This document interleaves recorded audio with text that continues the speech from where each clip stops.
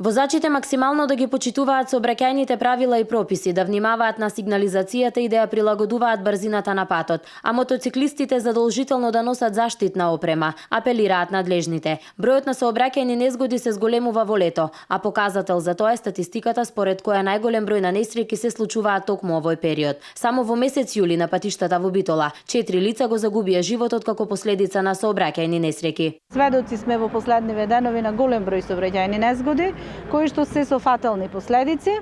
и смртни случаи дури имаме, значи голем број сообраќајни незгоди кои што никако не смеат да се занемарат, туку треба со едукација, превентива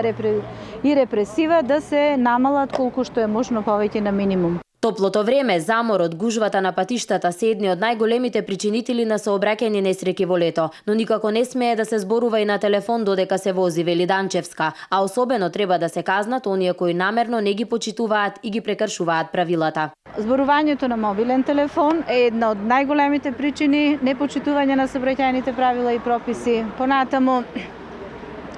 непочитување на брзината на движење и значи, непочитувањето на правилата,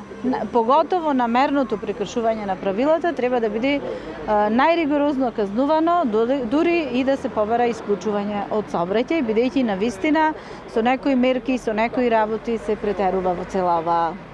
ситуација. Се жалат и граѓаните, се жалат возачите, пешаците, затоа потребно е и поголема значи контрола од полициските службеници доколку секако имаат нивни кадровски можности и секако најголема обврска имаат возачите на моторни возила и моторциклистите и пешаците, односно сите учесници кои што треба да внимаваат на себе си заради нивната сигурност, заради нивното здравје, кое што и онака значи